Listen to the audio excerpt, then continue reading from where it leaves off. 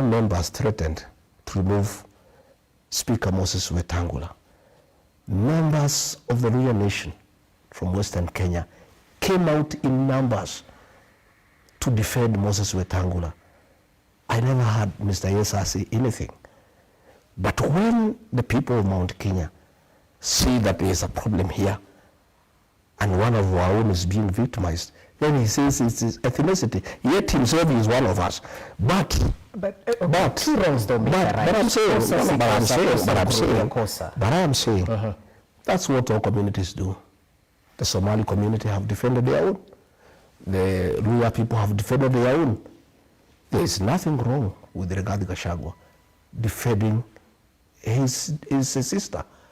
And because our MPs and senators have been compromised by President William Ruto that they cannot speak for one of their own, Mr. Yesa cannot see anything different from what he has been told by this employer. Somebody must speak also for the mountain people. Okay. And I really have no apologies because I'm not the only one. When the Somalis defended their own, nobody raised an issue. When the Westerners defended their own, nobody raised an issue. And this is what is happening, Rogers, in this country. That the only people who cannot defend their own are the Mount Kenya people. It is called tribalism. But when other communities defend their own, or when they take a particular position, they are called tribalists.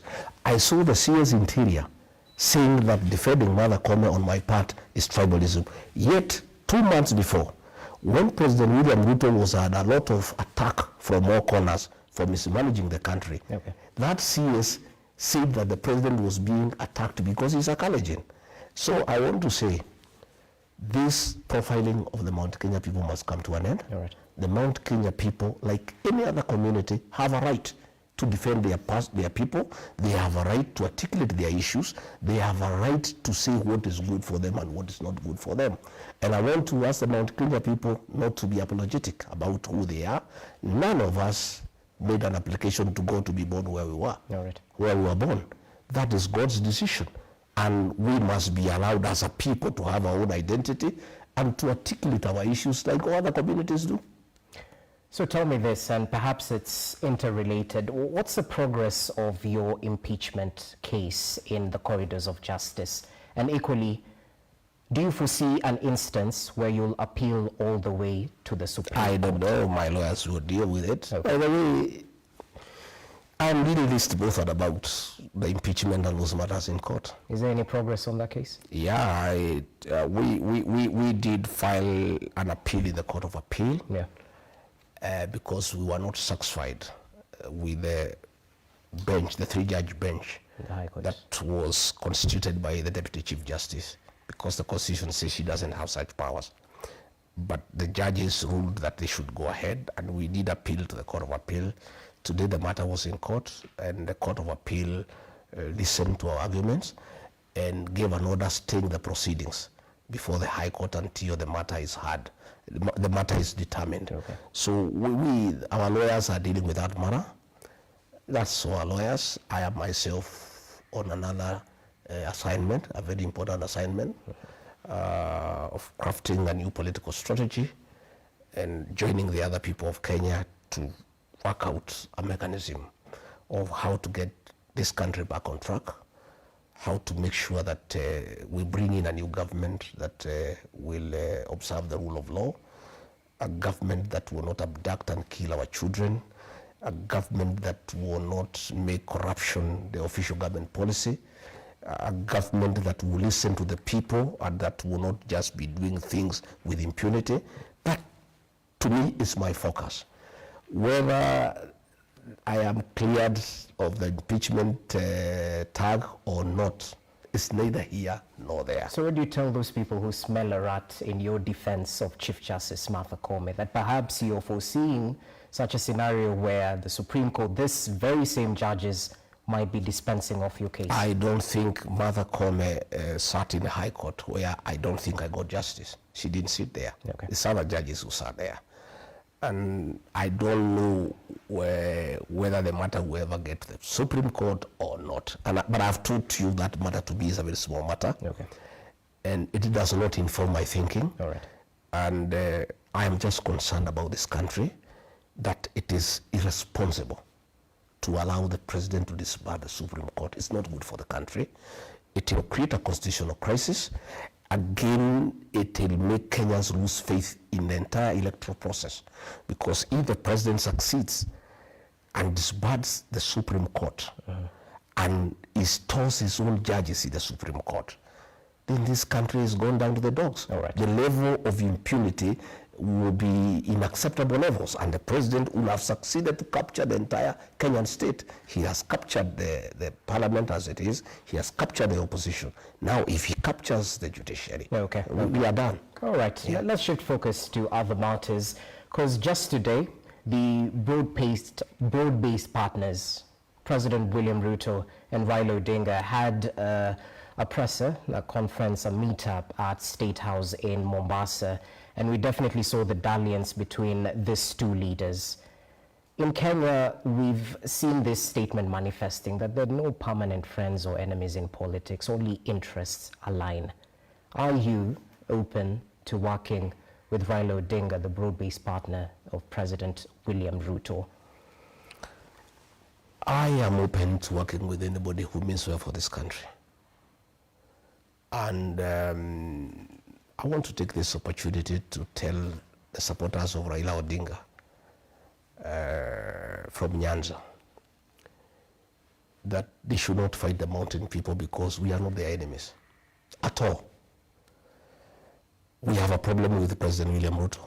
We have no problem with Raila Odinga and ODM.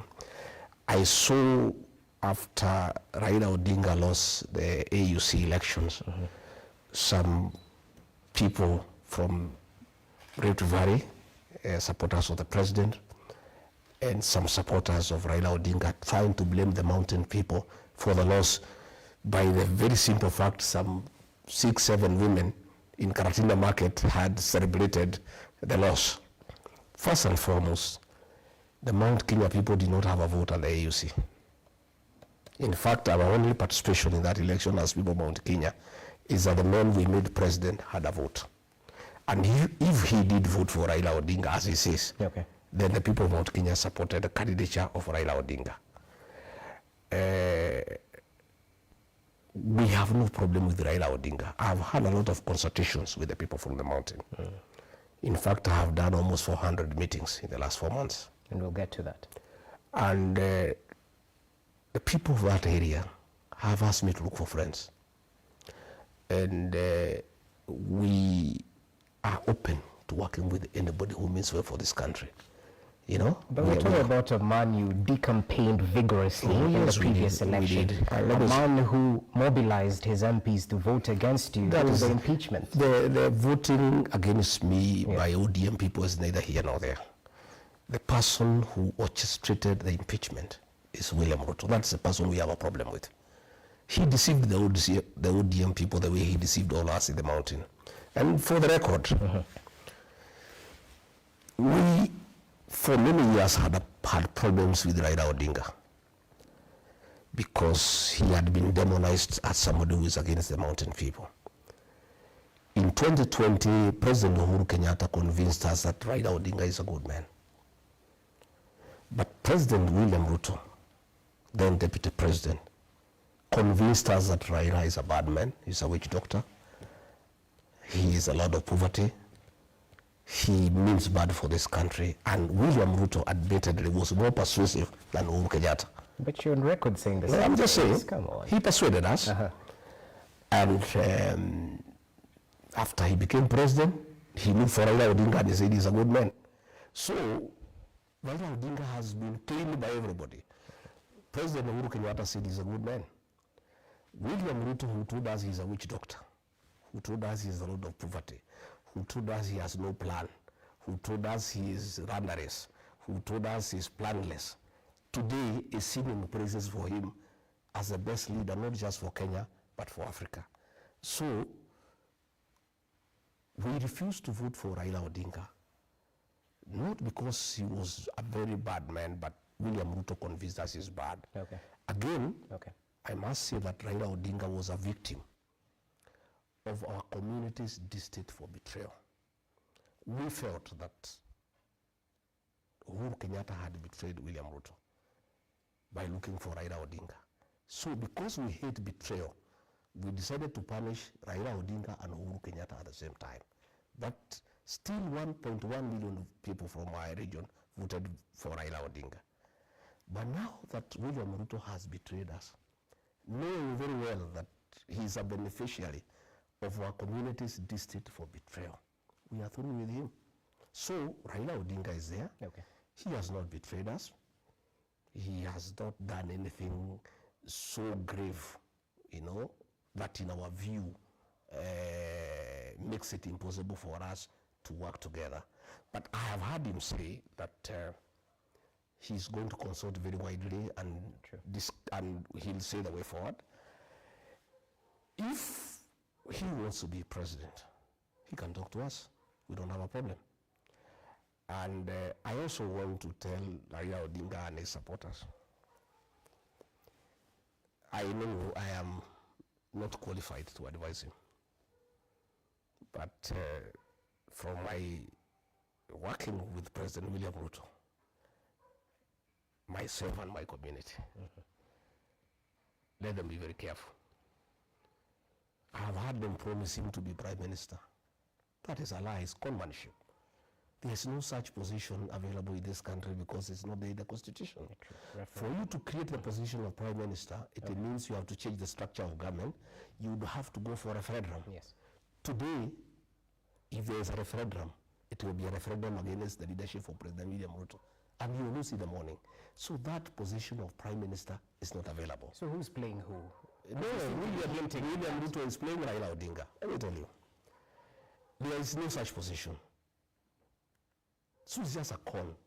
Number two, I think to be fair to Raila Odinga, I think he has risen above that position of prime minister. The man has wanted to be president 5 times. He now wanted to be the chairman of the African Union Commission. I think taking him back to the position of prime minister is a bit demeaning. In my view, the former prime minister has 2 options, in my view. I cannot advise him. I cannot pretend I have the capacity to advise him. He either retires in dignity or he goes for the presidency. Because there's no way you can ask for the presidency for 5 times and then you demean yourself, you want to become a prime minister. No. I think that will be very demeaning. But again, finally, yes. I want to ask my brother, President William Ruto. Now that you say this man is a witch doctor, he's the Lord of poverty, he is the real problem of this country. You have changed your mind, you are saying he is the best for Africa. He means well for this country.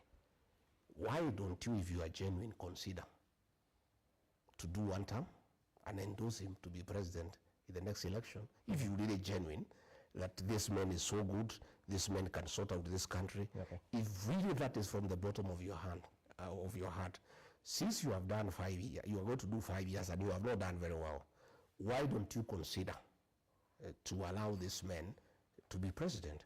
So what I would like to say is that in my discussions with the people, we have, by the way, I must tell you in those discussions, if you want me to tell you. And we'll get to that. We'll get there. Yes. But I'm saying we are not opposed to working with Raila Odinga. You're willing to support? Already we are working with Kalonzo Musyoka. Okay. We are working with Eugene Wamalwa. We are working with Fred Matiang'I. We are working with Eugene Wamalwa. We are working with all like-minded Kenyans. If Raila Odinga does not make a decision to destroy his legacy and support President William Ruto and decides to join the rest of Kenyans in trying to liberate our country and get it back in the right footing, and calls upon us for a discussion on the possibility of working together in whatever formation. You're open to that? We are open to that discussion. We are not selfish people. By the way, myself and my community are on record having supported somebody else. William Ruto, he's not one of us. Today he's calling us tribalists, despite the fact that we supported him, knowing very well he's not one of us. And because we are not tribal, we supported him, and he became president. We also are amiable and ready, if need be, to support another person, maybe it Raila Odinga, maybe it Kalonzo, maybe Wamunyoro. We can support anybody And whoever we decide to support, and take it from me today, and you'll ask me 2 years from now, whoever we decide to support, we have two options. We can have our own candidate from the mountain, and we are good. If we decide for whatever reason that it's better to support somebody else, whoever we decide to support, that will be the next president of the Republic of Kenya. Okay, time will tell. You said you're open to working with like-minded individuals. Yes. Here. Have you had a meeting with former President Uhuru Kenyatta? Did you bury the hatchet? Because there's some who still point fingers at you, blaming you for